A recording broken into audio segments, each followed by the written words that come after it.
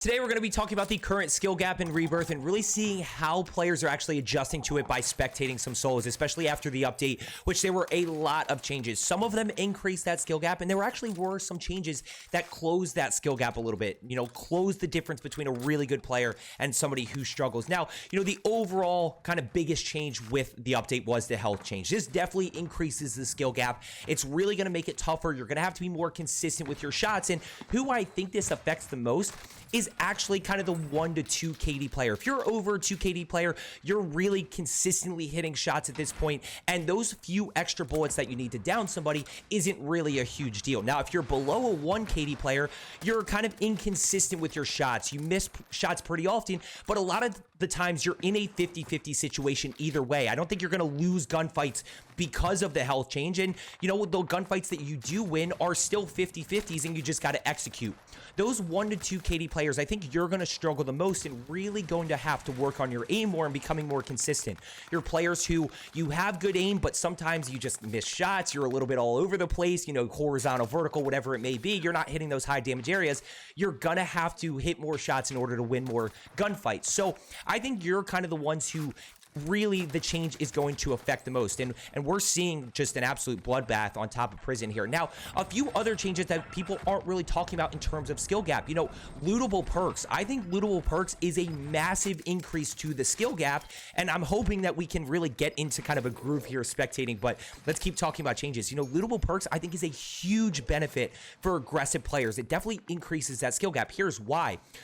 You give an aggressive player quick fix, serpentine, EOD, and high alert, you might as well have given them specialists. Yes, you're missing a lot of perks in there, but giving an aggressive player multiple perks really is a huge benefit. So I think lootable perks actually increases that skill gap a little bit. Players who aren't as good, yes, you may get tracker, you may get some extra ones, you may pick up a few extra kills from picking up extra perks, but the players who aren't really pushing, it doesn't affect you really as much.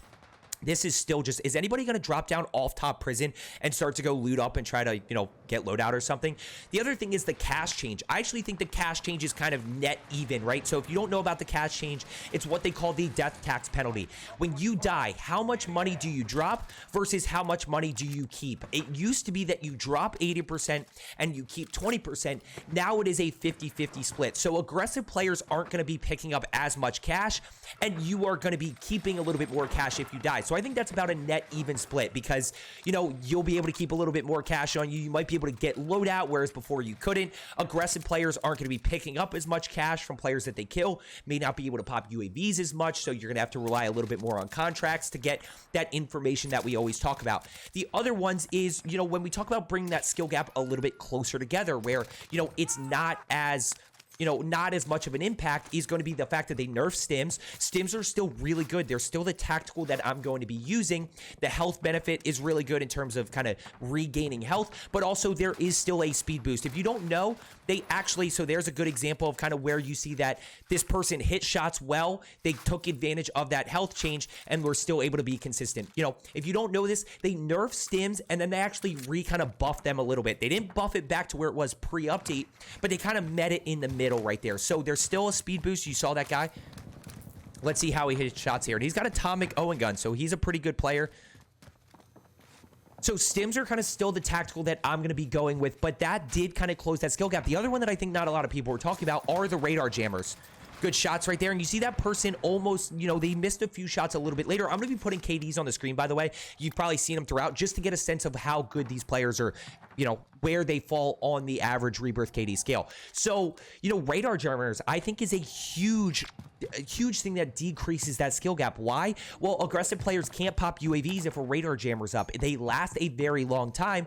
And look, it does make it harder to actually use your minimap. Yes, you can still use it if you have information, but it does make it a little bit tougher. So I think radar jammers is something that they did add in to kind of close that skill gap a little bit, take out the UAV component throughout a game of Rebirth. Now, I do think they need to nerf it a little bit. They need to nerf how long they actually last and how often they're actually in the game. You know, they're getting popped every few minutes or every 30 seconds to a minute throughout a game, which is a little bit too much in my opinion. There, right there, that person probably goes down with that in the 250 health. But again, we're at 300 health now, and the 300 health is 150 base health and then 150 in plates. It used to be 100 base health. So he's going to go ahead and either precision or cluster that. I think it's a precision right there.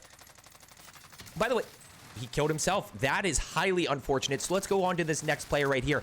And when we talk about skill gap, right, we're talking about three things: aim, movement, and game strategy. Yes, the better player, especially in solos most times, is going to actually win, but better players also tend to play more aggressive. That's where we talk about game strategy in the sense of they tend to push people when their respawn timer's not fully set yet and their respawn timer's still going. Now we got TTV Skull Crusher right here. So let's start to pay attention to these 50-50 fights, see how players are doing. The other thing in terms of movement wise is slide canceling. Slide canceling is probably one of the biggest skill gaps. Good shots right there, good headshots right there. You see when you're consistent, that TTK difference isn't really that big. Where you really notice it is when you start to miss shots. You start to be wow, and missed shots right there, and that's a tough little heady. He got over aggressive there. He should not have challenged that, but that's a nasty heady up there. That's a very difficult challenge. Let's see this next player right here. Going back to what I was saying, good shots. That player gets away and then decided to re-challenge. I don't know what. Wait, I'm confused.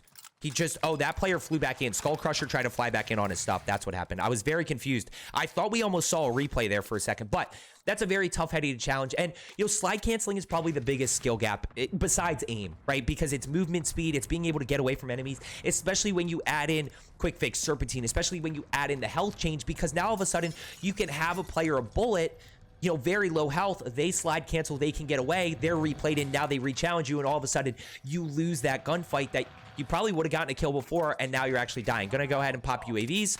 We obviously have cash flow. That person gets away, probably doesn't get downed or anything, or I guess in this case just killed because it's solos, but probably doesn't happen in the previous. Nope, right down below you. You can't miss that. Yep, there you go. This player is gonna go ahead. We're gonna go ahead and pick this up here. How many kills does this player have?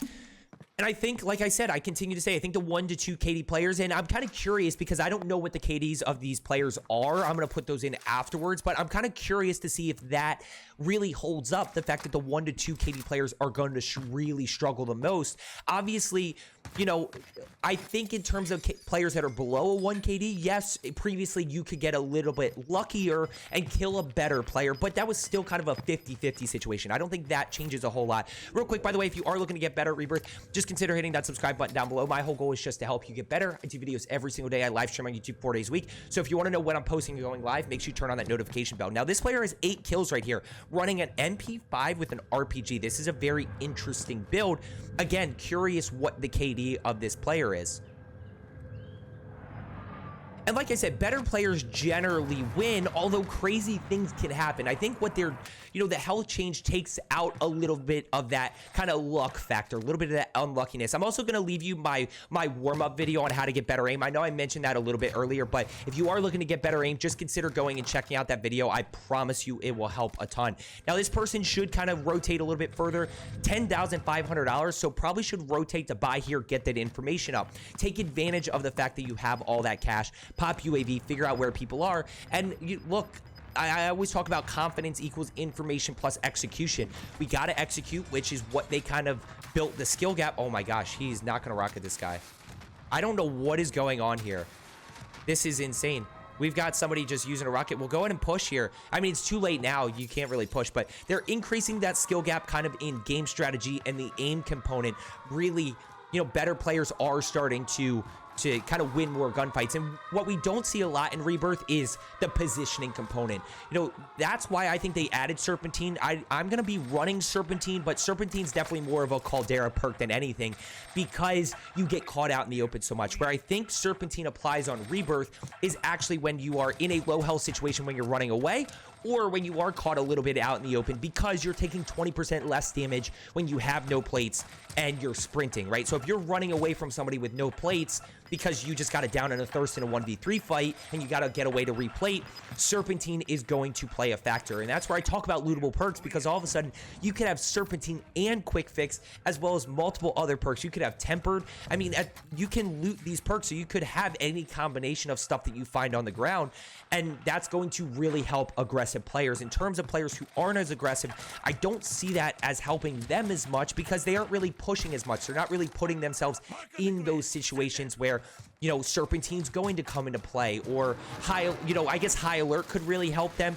Tempered's not really going to help them a lot because they're not playing super aggressive. EOD could, although not a lot of aggressive players are running through it. This player goes down. On to the next one. By the way, in terms of end game here, you need to be top control. Top, let me see where Circle is. Wow, that player didn't push. He's just going to start rocketing. Yeah, so you want to be top control, and then you can hold all of these players out. You're going to have, nope, get top control. You're going to have power, position, and cover. Yep, that person goes down. You're going to have power, position, and cover if you get top control here. So let's go ahead and see this person wrap up. Let's see how many kills they have. Only 3 people left. 7 kills right here using the Owen gun. That's the other thing we didn't talk about, is weapon balancing. Weapon balance. Weapons are much closer together. There's no true meta right now. There's a lot of great options. No, you need to rotate early here to tents. Hold the guy below you and be careful. Yeah, you need to know that there's one up there. This guy's dead. This guy is so dead. He's dead. Can he get in? And this is where I talk about slide cancel. No, he's not. That's where I talk about slide canceling being a skill gap. You know, if he doesn't actually slide cancel efficiently there, then he's dead. Yeah, can't hit communication tower, doesn't have enough, but he knows that one's over here. No, see where circle goes. Yeah, don't commit to that building until you see where circle goes, because now you got to work back. You got to kill this guy up the hill, and then there's one over by tents who threw down the PDS system. This might be a late rotate here. Glass to your right. Yeah. No, don't go push. Don't fight people. Just put yourself in a position to actually hold. So he wins that right there. That was you done, Goff. Okay, he's gonna die. No, he's got stims. He's okay. There's still one in front of him. PDS down? No, but yeah, if you PDS, you got to get behind cover. I hope you found today's video helpful about the current Rebirth skill gap. As I always say, let's get better today, and I will see you tomorrow.